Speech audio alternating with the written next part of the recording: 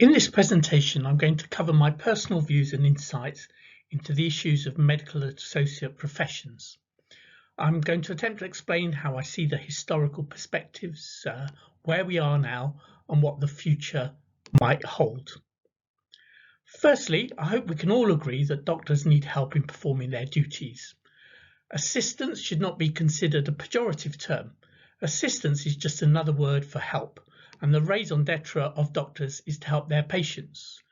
We all exist to help or assist one another, and it's perhaps arrogant to take offence at being described as an assistant. Being of help and assistance to others should be something that we are proud of. As doctors, we value secretarial and administrative assistance, support and assistance from a whole range of distinct healthcare professional groups, scientists and researchers. None of these are intrinsically more or less important than others, and all are valued for their own contributions. Secondly, I think it's important to note that healthcare has always been multi-professional. Historically, a number of different specific professional groups have sprung up, each with their own distinctive ethos and focus. Perhaps the archetypal example is the different roles and emphases of the nursing and the medical professions. Others are listed on this slide. Again, although there may be overlap to a greater or lesser degree into what individuals do in their day-to-day work, each professional group has a unique and distinct identity, and they are used to working closely together as a team. Now, like any other team working, there can be tensions, but generally people understand the specific contributions each make to the overall health of patients.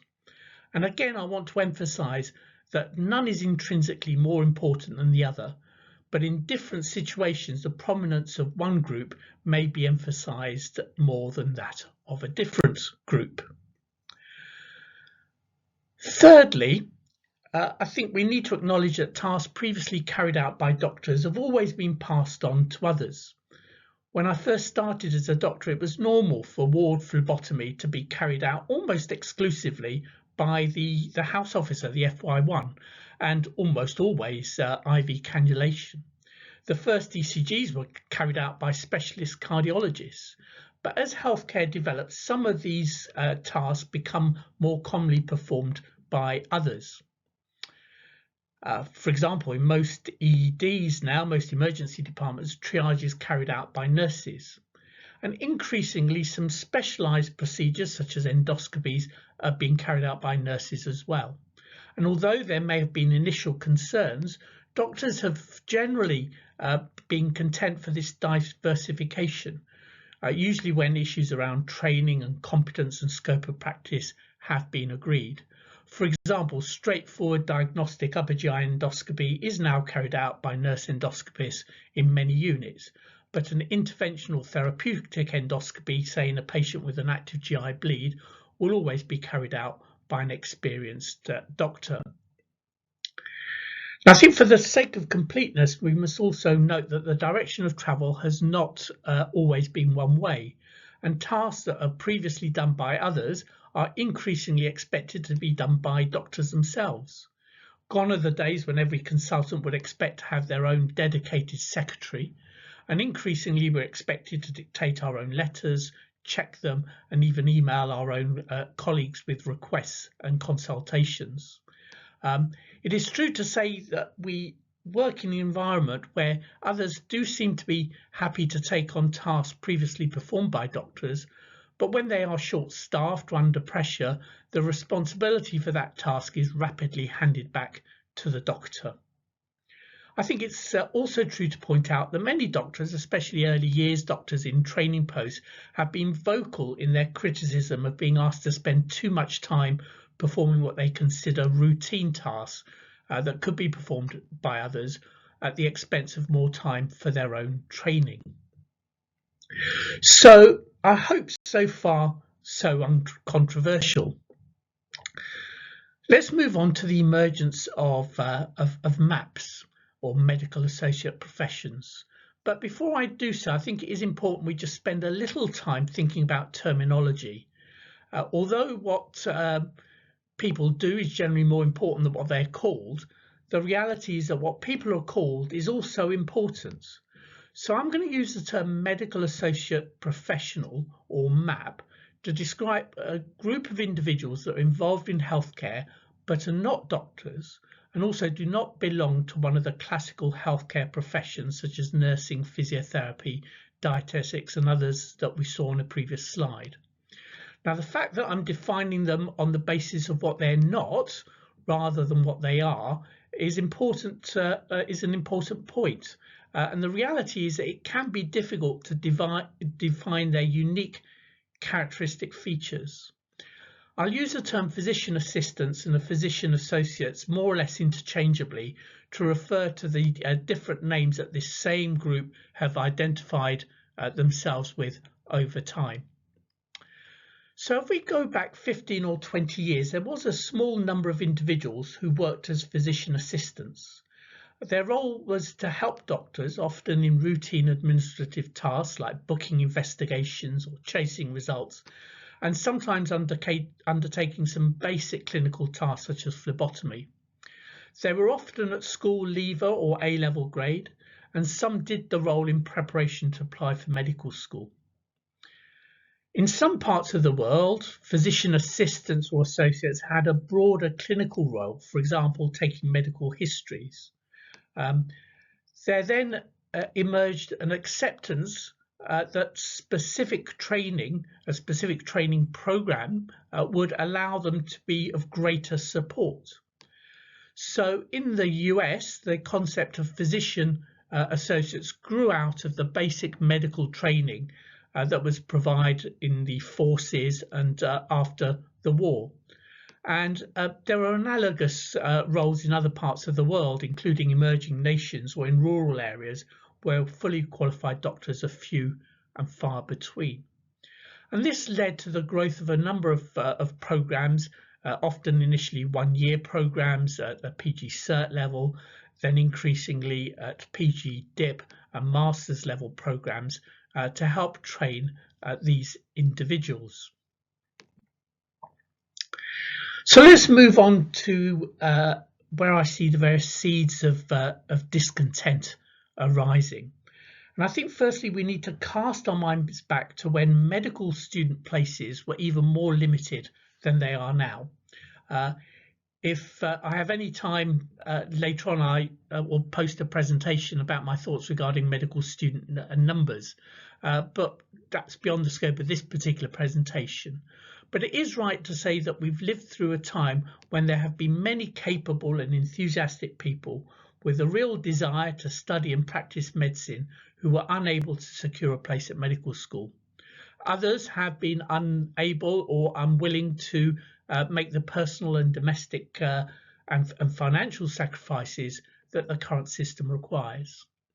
For some of these, entry into a medical associate profession, such as a physician associate, was an attractive option. They saw this as a mechanism by which they could practice medicine, and I use that description deliberately here, without the need to go to medical school. And some accepted at the time that the outcome would be quite limited for them compared to the outcome if they were to go to medical school, study for a medical degree and train as a doctor. For others, they saw it perhaps as a stepping stone. So it doesn't take much to see that this situation was going to store up difficulties for the future, where we were developing a cadre of individuals who basically had wanted to be doctors initially and had settled perhaps for the MAP route.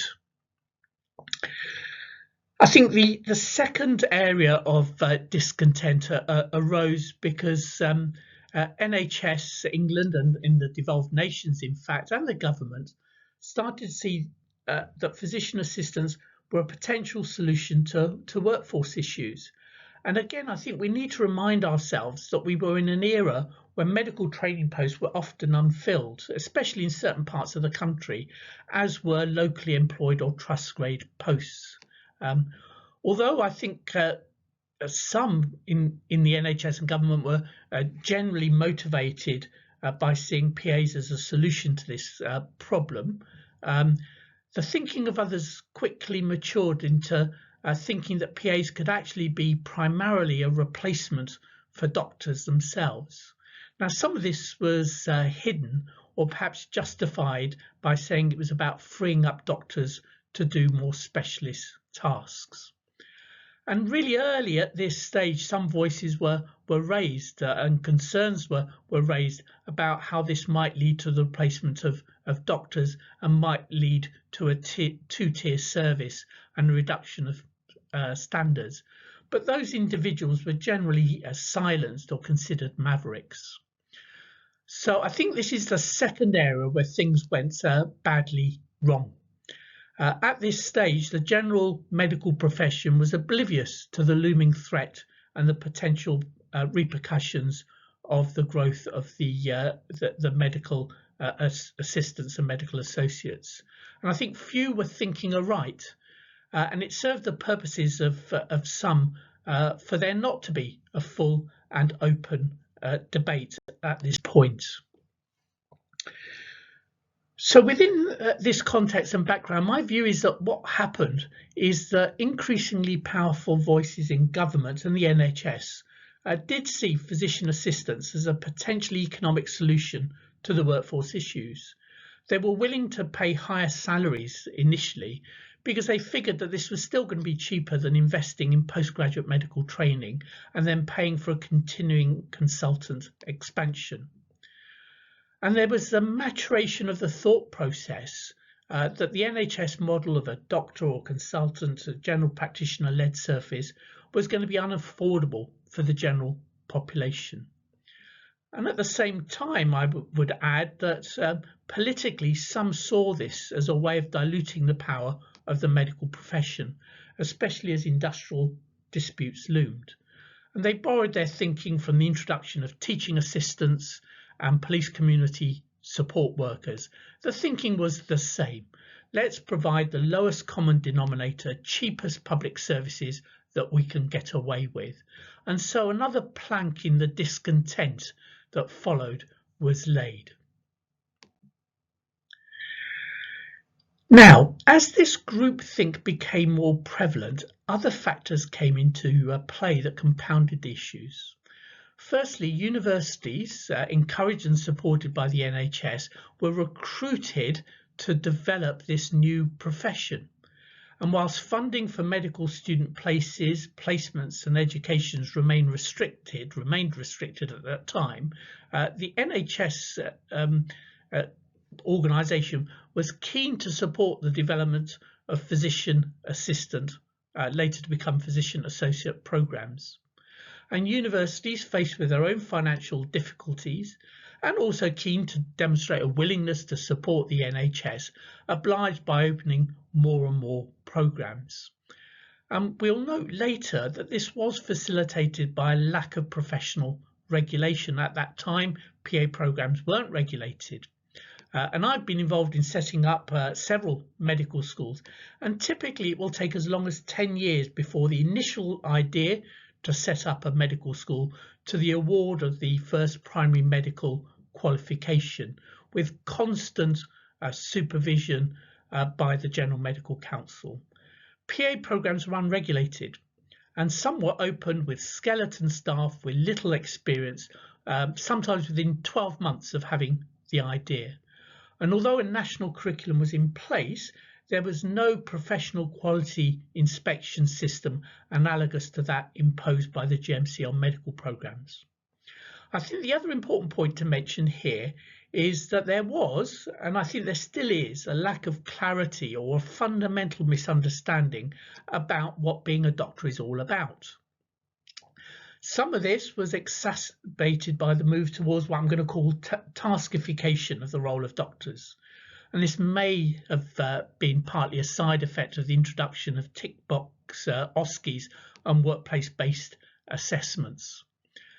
And it must be said that some of the blame for this does rest with the profession themselves, who have often been vocal in criticism of the amount of basic science and scholarship in medical programs and at medical school, Well, if you get rid of a lot of that, then you end up with a course that just teaches students how to be FY1 doctors.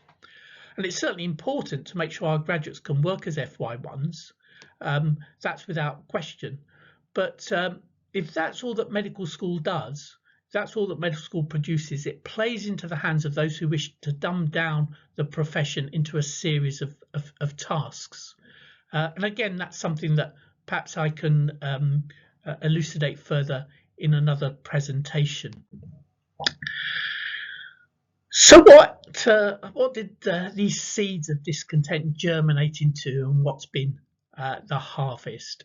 Well, there was a rapid increase in physician associate programs, and as competition for students developed, they progressed from being PG DIPs to master's level programs. There was a rapid increase in the employment of MAPS, specifically encouraged by government funding models. And PA salaries were pegged to the Agenda for Change master's level entry, and that's what then caused the differential salaries of a newly qualified PA as opposed to an FY1 doctor. I think the other thing is that ambitious PAs were never going to be content with just being assistants as they saw it. And many do still say that the term is derogatory, although it's not meant to be so, as I explained earlier on. Similarly, I think the NHS and the government preferred the title associate since it would help it in the path towards doctor replacement. And the title change from physician assistant to physician associate occurred really with little fuss or much consultation. After all, neither are protected titles. I think what happened in parallel was that the NHS recognised that a lack of regulation was going to be a major impediment to the development of MAPS, and proceeded to identify a regulator. And the GMC agreed to do this. And this, of course, was an interesting choice for an organisation that was initially set up by doctors, funded by doctors, for doctors, specifically to guard against non-doctors practicing medicine. For PAs, they saw regulation as the passport to widening their role, including prescribing. And from this, I think almost inexorably, no longer would they be satisfied with a ceiling of practice. And physician assistants had gone from being designed to help and support doctors to being a profession in their own right, for physician associates to compete directly with doctors, and to set up a scenario where the default primary medical care services in the age could be physician-led. And this was in the context of an increasing number of PA programs at universities that had no external professional regulation and with little public debate. So then what? Well, the reality, it was only around 18 months ago that the profession woke up to the situation. And I think thanks needs to be given to those that use social media and other channels so effectively to raise awareness. But by that time, the momentum behind this was considerable. The Royal Colleges had bought into the MAP agenda. Our own college, the Royal College of Physicians in London, had agreed to host a physician associate faculty and also to run the national examination. Personal reputations were on the line and significant financial undertakings had been given. Now, quite how the RCP and other colleges got themselves into this position, again, can be the subject of a separate presentation, but time doesn't allow that in what I want to cover in this presentation. Now, before moving on, I'd just like to say that although we can debate the history and the future of MAPS, individual PAs, just like individual doctors and others, will vary in their motivation, their background, their competence, their expectations, and their experience. Many have been sold a vision that has been built on unstable foundations. the NHS, the GMC and the colleges have attempted to ride out the storm, blaming a few loudmouths for the disquiet. And I think this was a huge and fundamental mistake. My opinion is that this in no small part led to the disappearance of any common ground between the supporters of the growth of MAPS and those with concerns. And it's led to the development of a very adversarial and fractious debate. The MAP situation has led to a loss of trust in the royal colleges that have been considered as not listening. We only need to consider the issues that arose in the EGM in our own college. Loss of trust in the General Medical Council that have steadfastly refused to consider setting a scope of practice. Loss of trust in the NHS, in employers that seem to be happy to employ MAPS with very different scopes of practice and to put them on rotas, on the same rotas as junior doctors, therefore really working as a doctor. It's difficult to come to another conclusion there if they share the same rotas and same gaps. And also a loss of trust in some individual MAPS, and a loss of trust between doctors themselves that sometimes have held opposing but sincerely held views. Now, it's a truism that's often darkest before the dawn, and I think there are glimmers of light here. I think that adversarial and intransigent positions was seen as the only way to address a serious and genuine concern, and from it has arisen important points. There has been some change and some what some would see as a success, although perhaps at a heavy price.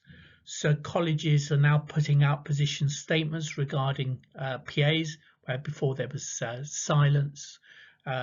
Colleges are working on scopes of practice. The government have recognised the need to look at this more closely and have commissioned a review. Universities are now much more cautious. There's been a closure of some PA programmes, and the rapid increase in PA posts being advertised has come to a halt.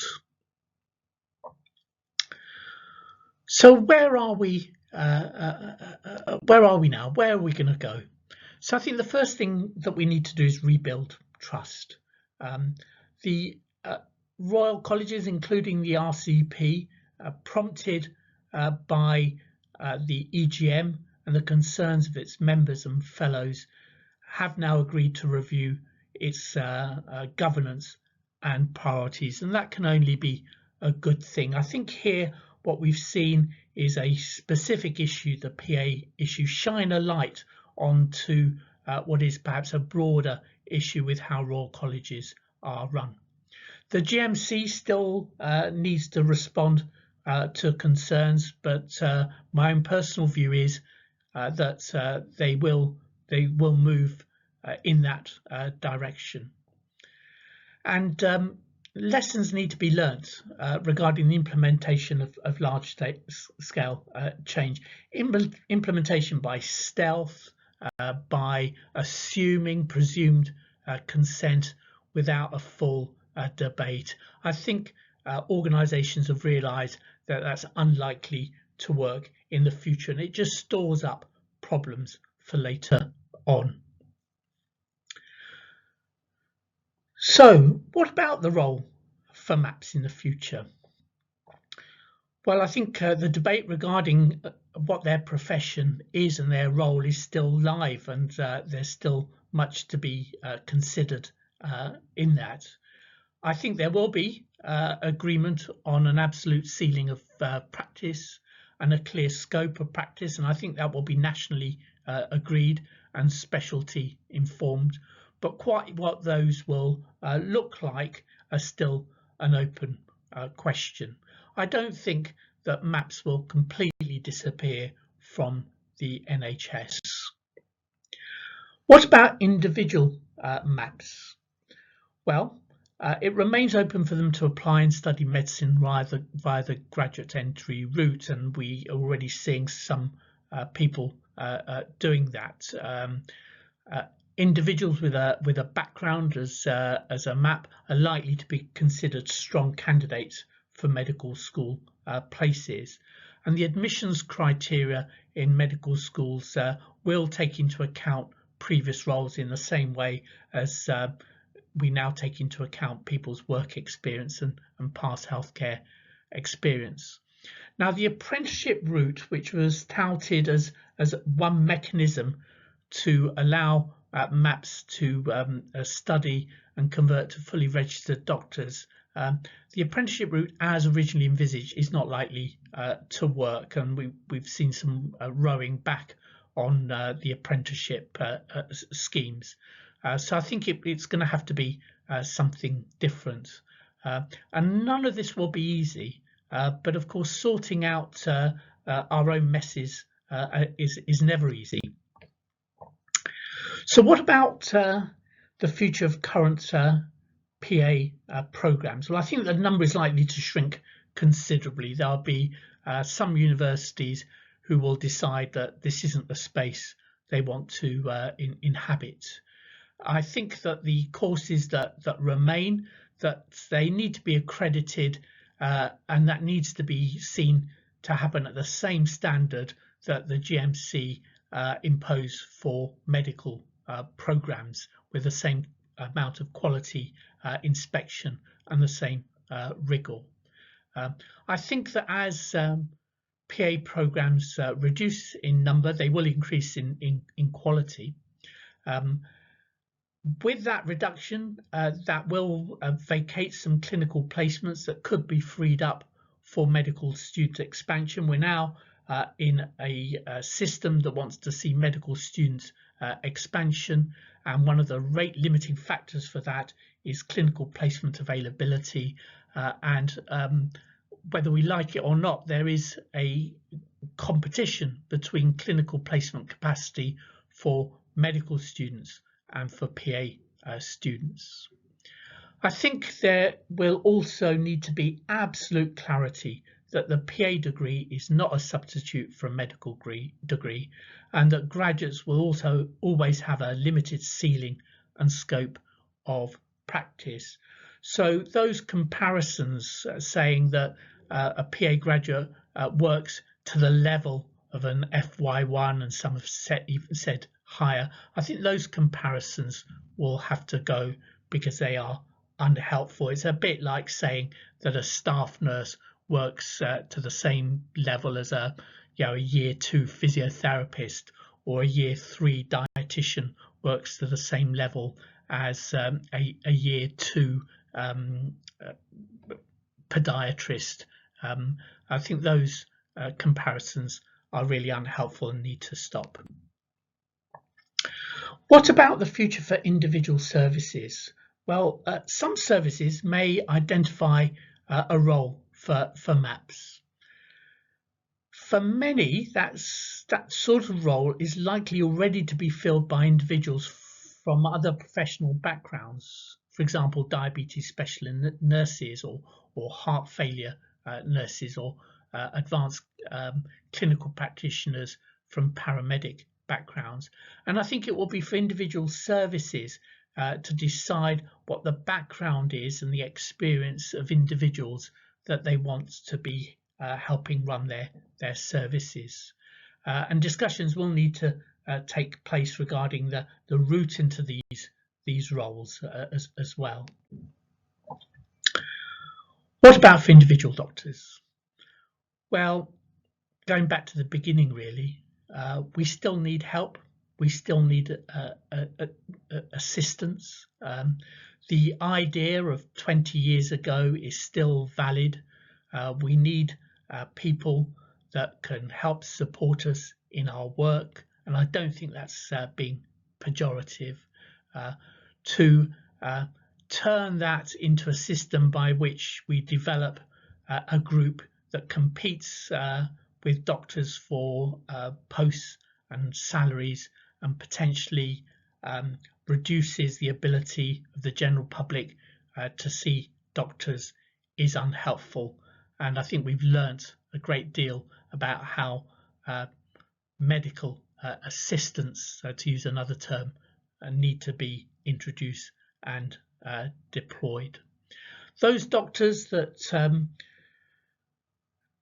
do want to continue their work with MAPS obviously will need to be very clear about their supervisory requirements, about the scope of practice, and understand that in the current system, fundamentally, that the responsibility will lie with them. So this is my final slide. So thank you for those that have stayed with me. Let's perhaps just focus on the good.